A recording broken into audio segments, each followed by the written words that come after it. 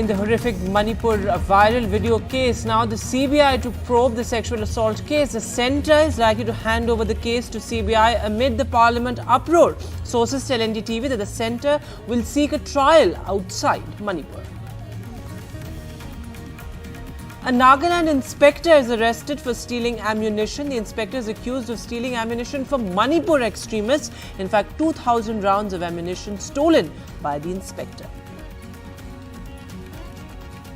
The parliament logjam continues, but the centre pushes e-bills amid opposition protests. The government gets a cinematograph bill passed in Rajya Sabha, but it's the India versus Modi chance as the parliament showdown intensifies. The opposition turns up in black and protests the silence on Manipur.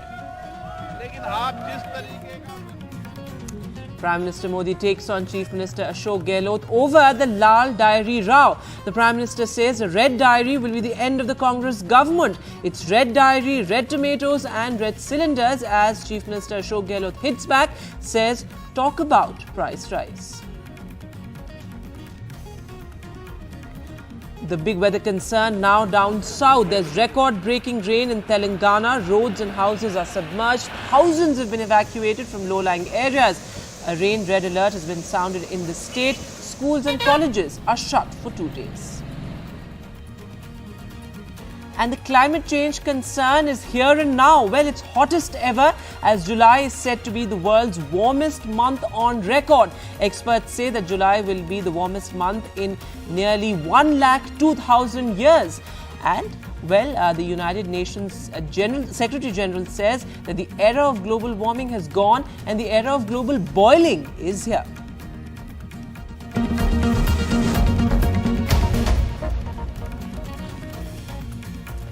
Hello and welcome. You're watching the 10 o'clock news. I'm Vedanta Agarwal. Right at the top of the bulletin, we have some breaking news coming in. Well, the next opposition meeting will be held on the 25th and 26th of August in Mumbai. This after a crucial development happened in the Bengaluru opposition meeting. The name of the opposition alliance was decided. India will now meet on the 25th and 26th of August in Mumbai. Interesting choice of venue there. But Arvind Gunasekar is now joining us on the phone line. Arvind, very interesting that the opposition meeting will be held in Mumbai, given the fact that there were dramatic political developments with Ajit Pawar's coup and, of course, the cabinet expansion on the cards as well. So, the choice of venue here is very interesting. And also, it's too soon perhaps, but any details of what could be discussed in the opposition meeting this time, given that last time a crucial development was that the name of the opposition alliance was decided? The third meeting of the Opposition Alliance India will take place in Mumbai on August 25th and 26th. And according to our sources, Sanjay Raut of Uddhav Thackeray faction of Shiv Sena has made calls to all the 25 parties which will be attending the third meet of the Opposition Grand Alliance India. So what we are being told is that in the second meet, the opposition parties have decided to form a subcommittee in order to look into the future programs of this alliance. So that particular members of the committee will be ratified in the third meeting, and also the third meeting will also initiate a dialogue between the parties of very important topic, that's the seat sharing, because that's very contentious issue when it comes to this grand alliance. And what we are being told is that in the third meeting, this particular topic will be, the discussion of this particular contentious issue will be initiated, though we are not sure whether the parties, there will be a final agreement between the parties on the seat sharing issue. But what we are being told is that the issue will be discussed in this particular issue. And also very importantly, what we are learning is that it is Sanjay Raut faction of Uddhav Thackeray faction of Shiv Sena has made the invite to all the opposition parties. Like you mentioned, it's very interesting to see after the political developments in the state of Maharashtra, both Sharad Pawar and Uddhav Thackeray will be hosting all the opposition parties in this particular meet, and we have to wait and watch what all will be discussed and finalized in this meet. Arvind, thanks very much for joining us with all those details. So, well, many details are yet to be ironed out, many challenges for the opposition alliance as well.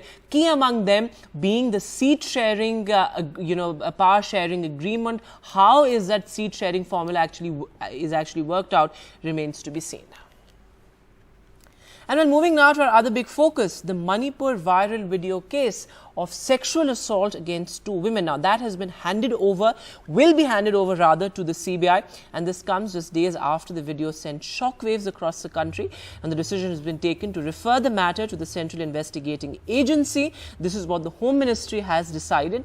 In fact, sources have told NDTV that the government will seek the trial in this particular case outside the state. That is very significant, and the decision of the Home Ministry has come amid the Parliament uproar. This, as the government is also said to face a no confidence motion, most likely next week on Monday. And this also, as a situation in Manipur remains volatile and sensitive. Today as well, there was fresh firing and violence that was reported in the Bishnupur Churachandpur area. 2 people were in fact also severely injured in the violence. But a crucial development now that the investigation has been handed over to the Central Bureau of Investigation. What is the significance of it? What are the political ramifications? And what really is going to be the ambit of the investigation? Well, Neeta has the details. As many as 17 civil society groups, government is talking to them through back channels also. Yesterday also there was an important meeting at North Block. In fact, these Sioux leaders who are, ex-militia, they met some senior officers in Ministry of Home Affairs. Although it was yesterday, there was a direct meeting. They wanted, a political solution as far as Manipur is concerned. They said they want a separate administration from Manipur. So obviously, the dialogue is the only way forward. That is what our sources also tell us. But as far as Manipur is concerned, the government says that they have been continuously reaching out to various communities, and this case being transferred to CBI can also be seen as a confidence building measure, to reassure both the communities, because there were allegations that Manipur police was not acting swiftly, even though 7 to 8 people were arrested in this case, which included a juvenile. But there were allegations because the police station is located in a place which is surrounded by another community. So the allegation of favoritism was always there. And well, in a related story, the Nagaland Police have arrested a police inspector accused of stealing ammunition from the armory of the Nagaland Police and transferring it allegedly to the extremists in Manipur. Now, the police are looking into how this ammunition was allegedly stolen and sold to people engaged in active gun battles in Manipur. Ratndeep Chaudhary reports. This man, an inspector in the Nagaland Police, is at the center of investigation by the police, who believe he stole and sold ammunition to people in Manipur. Police sources have told NDTV that 6 people, including the inspector, 4 civilians, including 2 from Manipur, and a local gun runner, have been arrested. They are accused of stealing thousands of rounds of ammunition to be used in INSAS automatic rifles and in self-loading rifles. The ammunition was being stolen from a central store in Chumukedima. The police inspector, identified as Michael Yangthang, was allegedly paid rupees 4.25 lakhs to acquire the ammunition. The inspector was only acting in his personal capacity. We have not found any angle of any conspiracy or any wrongdoing by any other person. He was in charge of the store and he just stole the ammunition from there without anyone knowing it, and investigations revealed that he was actually being foolish and greedy because he had stolen the ammunition and he was planning to show it used against the next classification firing which would have taken place. It was an absolute foolish act on his part. After the Dimapur police swung into action, we were all supervising the operation. We monitored it very closely. We've established the money trail. According to highly placed sources in Nagaland Police, the cops got a tip-off and an operation was launched on 9th of July. The very next day, they were able to apprehend 2 people in a vehicle which had an Assam number plate and seize 2,500 rounds of live ammunitions of automatic weapons, which were put in 3 different sacks. And then in further investigation, they were able to arrest a lady who was involved. She led them to a leader of a rebel group who further led them to a middleman, and finally they were able to arrest the main person, their very own, the inspector who was posted in the central armory and who has done the theft. This is not the first time that this has happened. 10 years back, an NDTV investigation revealed how parts of Nagaland, particularly Dimapur, had been a hub of illegal weapon sales and supplied across the northeast. In Guwahati, Ratndeep Chaudhary for NDTV. And well, in news just coming in, the survey of the India-Myanmar border is currently underway. In fact, 10 kilometers of the fencing along the Myanmar border is done, according to sources, and 60 kilometers of the border fencing is still remaining. What is significant is that sources now indicate that the biometric data collection to be completed by this year, and the biometrics of all those who have crossed over will also be collected. What is most significant about this particular development is that those who have come from Myanmar won't be allowed to get citizenship after the biometrics are done by the end of this year. The survey has been going on for the past couple of months, and in fact now what we're being told is that it will be completed by the end of this year.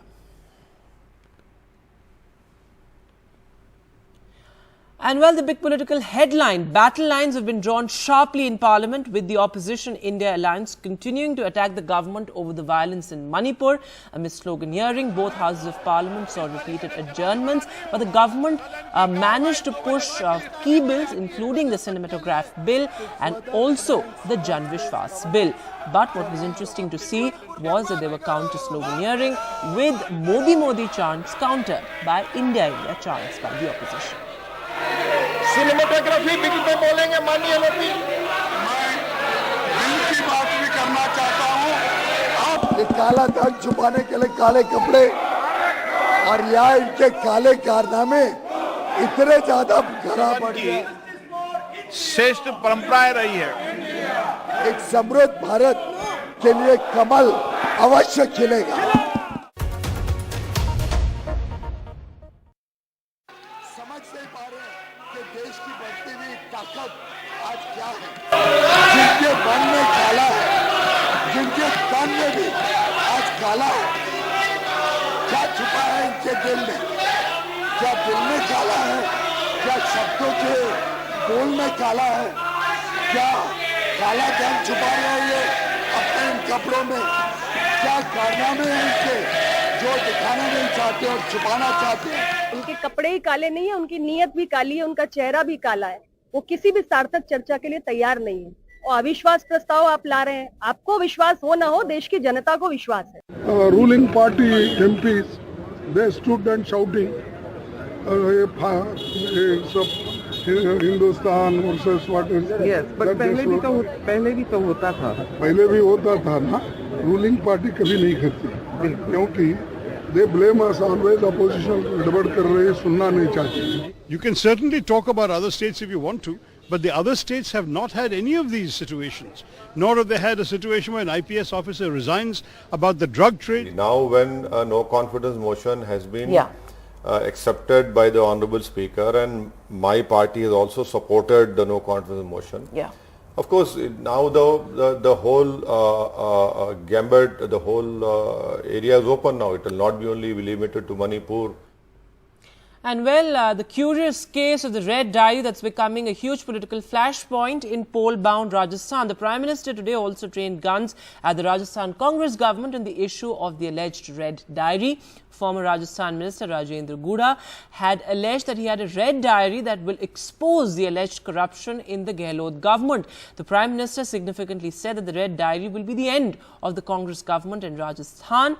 Ashok Gehlot hit back. He said there is no such thing as a red diary and he should instead talk about the rising prices of the red tomatoes. लोग कह रहे हैं कि लाल diary के पन्ने खुले तो अच्छे अच्छे निपट जाएंगे। कांग्रेस के बड़े से बड़े नेताओं की इस लाल डायरी का नाम सुनते ही बोलती बंद हो रही है। ये लोग भले ही मुंह पर ताला लगा ले, लेकिन ये लाल डायरी इस चुनाव में पूरी कांग्रेस का डिब्बा गोल करने जा रही है। लूट तो मैं समझता हूं, असली लूट तो आपने लाल सिलेंडर को 11,500 रुपये का करके मचा रखी है, लूट मचा रखी उन्होंने। लाल सिलेंडर को, सिलेंडर का रंग लाल है, वो डायरी का रंग लाल बता रहे, मैं बता रहा हूँ असली तो ये है आपके सामने। मैंने सुना लाल टमाटर जो है वो 150 किलो रुपये हो गया है, लूट उन्होंने मचा रखी है, वो लाल टमाटर है।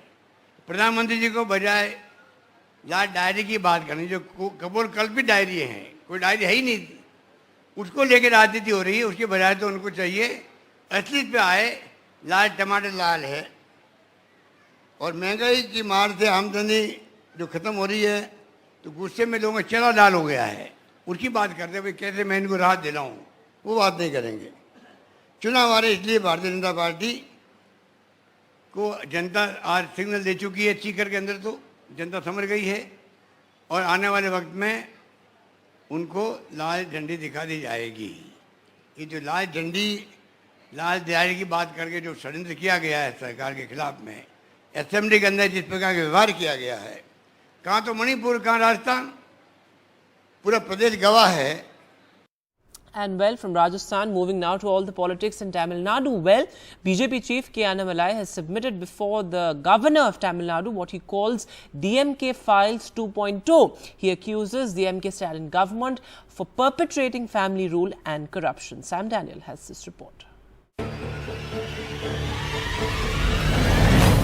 BJP Tamil Nadu chief Annamalai presenting a trunk full of what he claims documentary evidence to Governor R.N. Ravi on alleged 5,600 crore rupees worth scams by the ruling DMK and their Binami now and during their earlier tenure in IT, transport and health departments.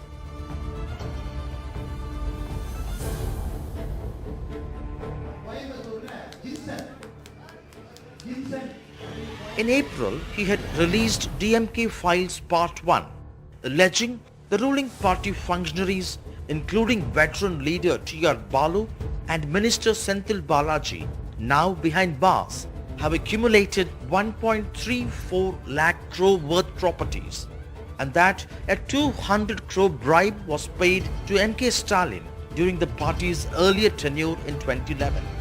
The DMK has denied allegations. What Mr. Annamalai has done is just to divert the attention. It is pure hogwash. The Manipur issue is burning across the country. The BJP has got no answers for what's happening in Manipur. There is no clarity on what is the allegation, who has he named. He has not put out in public domain. This clearly shows that they don't want this to come out in the public because the people will rubbish it like they did the DMK Files 1. Annamalai's allegations come ahead of its statewide Padayatra in a bid to expand the Saffron Party's negligible presence in Tamil Nadu. He has had a love-hate relationship with ally AIADMK in a bid to project the BJP as the main opposition in the state. The 2024 Lok Sabha elections will be seen as an acid test for his leadership, and certainly Annamalai is under pressure. In Chennai with Suresh, Sam Daniel, Find TV. The impact of inclement weather is now being felt down south. Well, Telangana is being battered by what the Chief Minister has described as historic and unprecedented rain. Well, ministers, police and administration officials are working round the clock to minimize the loss of life. Uma Sudhir with a roundup of the ground situation.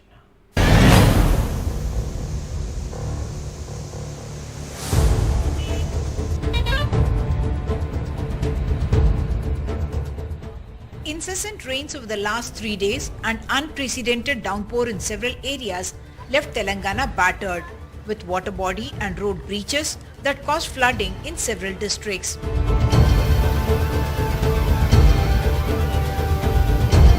Chityala in Jaishankar Bhopalpalli district and Venkatapuram in Mulugu received over 65 centimeter rains in 24 hours, wreaking havoc.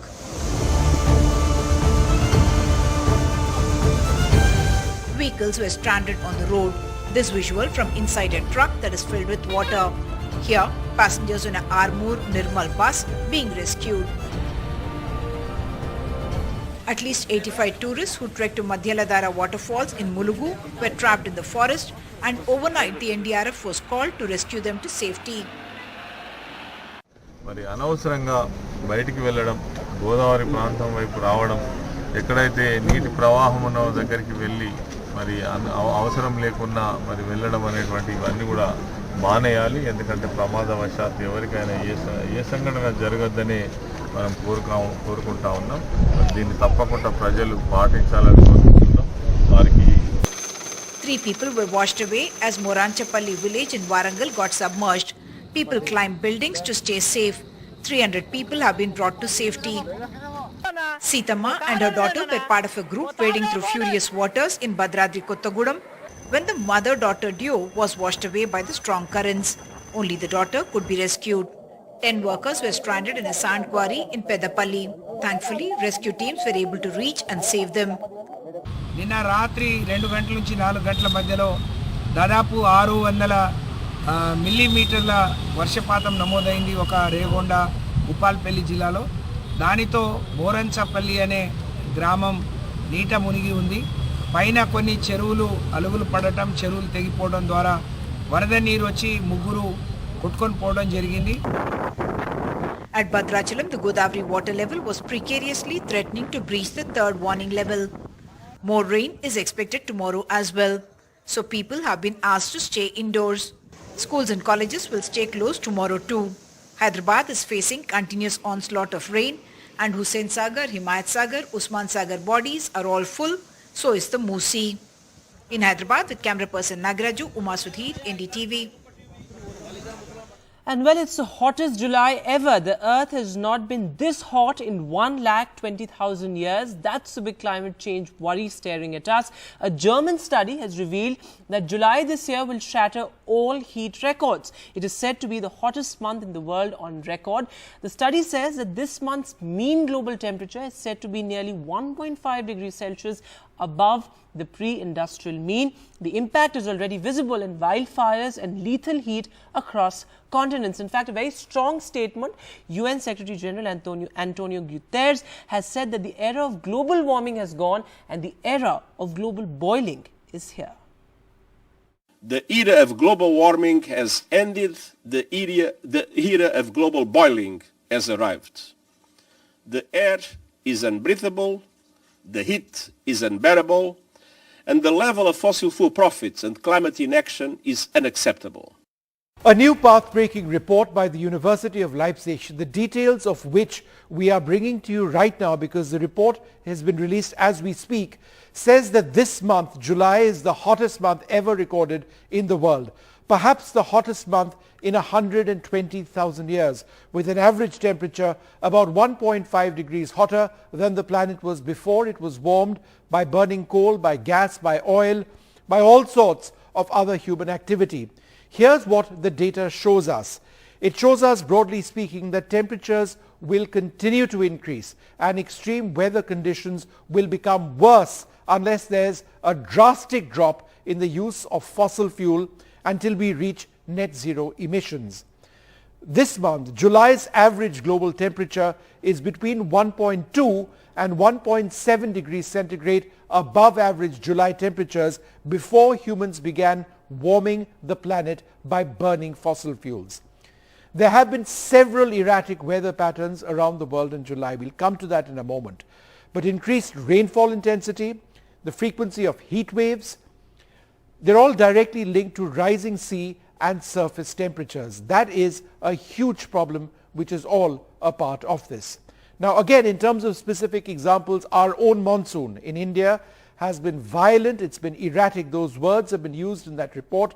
There's a growing risk of flooding. We've seen the impact of this in just the last few weeks.